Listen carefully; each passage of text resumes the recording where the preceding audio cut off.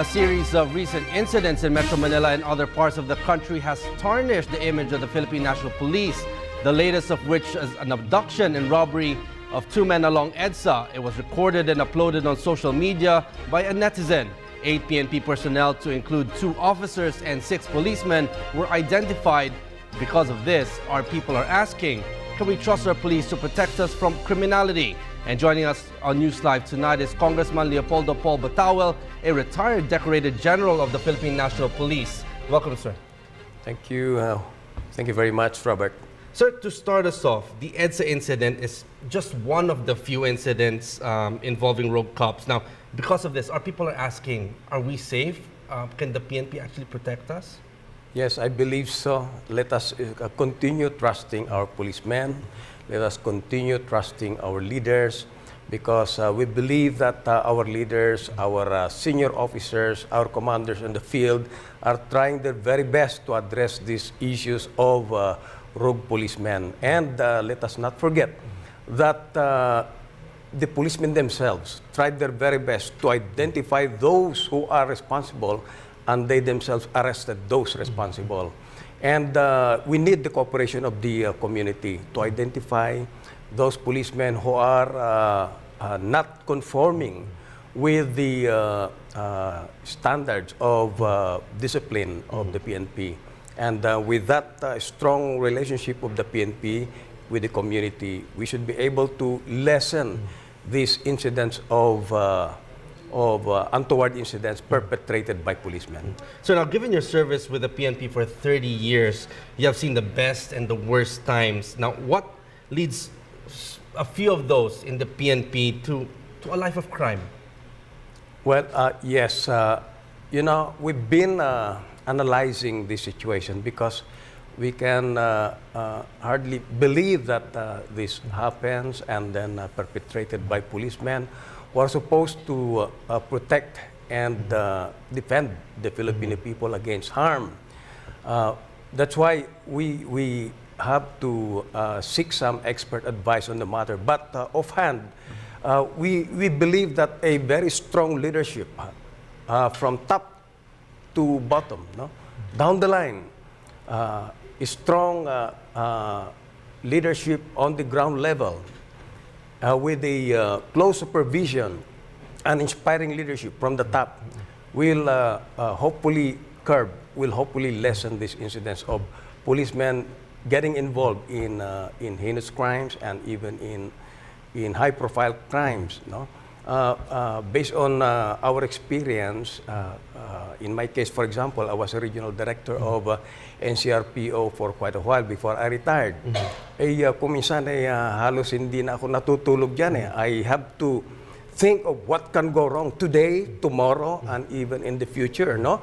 So, yun ang palagi kong ginagawa, and I always call my commanders on the ground, ensuring that they are in control. They are in control. Importante po yan. So with what has been happening today, the issues with these rogue cops, people look at, is it values? Is it because of low salary? Is it because of training? Is it because of leadership? Or is it a mix of all of these things? A mix of all those things you mentioned. It starts from recruitment. When you recruit a policeman, mayroon na siyang namuo na values niya, ugali niya. And these cannot be erased in a short period of training. But the training can somehow be of help to transform an individual policeman from a desirable to much more desirable. You know? And we believe that the training has something to do with it. That's why we are looking at the PNP Modernization Bill, which I am sponsoring, and now being deliberated by the Committee on Public Order and Safety, no? On the matter of recruitment, on the matter of training, and the training to be supervised directly by the PNP, because there seems to be a dysfunction at this point in time. The training is not under the direct responsibility of the PNP. It is under the responsibility of the Philippine Public Safety College, which is outside the Philippine National Police. And when the training is over or completed, and then they turn over these policemen, they turn over these PNPA graduates to the PNP, and the PNP should continue, no? Because we have to live with that system at this point. So when the PNP receives these new recruits and these new officers, the training and the molding and the transformation should continue non-stop yan, wherever they get assigned. So before we expound more on the modernization and the training, so during your stint as NCRPO chief before, did you see anything like this before? And if so, how did the PNP leadership deal with it? Well, yes. Mayroon din mga pangyayari. There were instances during my time as the regional director of NCRPO and in my previous assignments. And the fact remains, however, that we dealt with them very strongly so that they will not be emulated by by other policemen. And we ensured that the due process, the imposition of penalty, of punishment is swiftly delivered to deliver also the message that the organization, the institution means business in addressing this problem. It is sad to see that two of the suspects in this kidnapping are two officers, a major and a captain. So how do we see this? That we have officers now being followed also by entry-level policemen. That's right.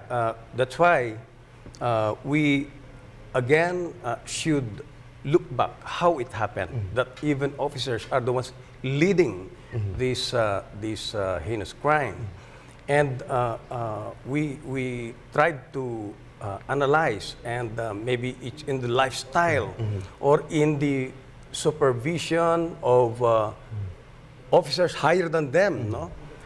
Because we believe that close supervision and leadership has something to do with the behavior of the people underneath. Kaya, these are the things that we need to look into, particularly in the PNP modernization bill. So just briefly, there's a suggestion. It was stated that the 8 policemen who were implicated in this has been with the Loloma police station for a very long time. Now, there's a suggestion to have to avoid familiarity in each city, to move them around. What's your take on that one?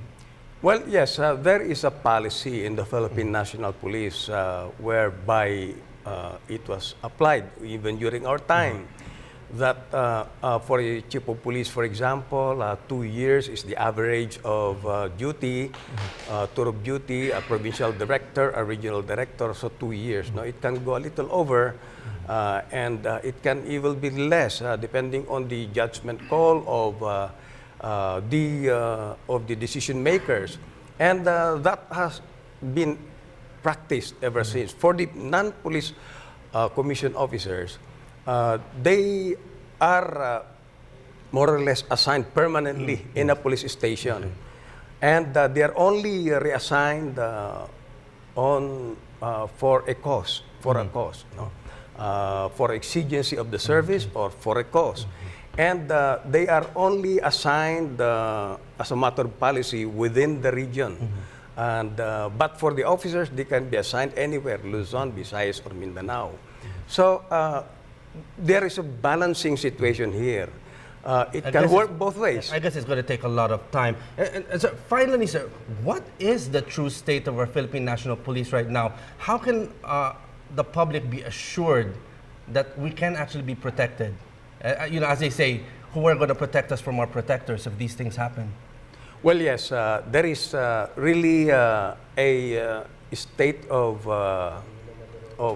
concern, serious concern for that matter, because I've been receiving a lot of feedbacks also from various sources. And the people are really asking if they can still trust the PNP. I say, don't lose your trust on the PNP. There are many more policemen. There are many more officers who are heroic in their deeds, who know how to sacrifice, who know how to live within their means, who are willing to risk their lives so that others may live. Please don't forget that.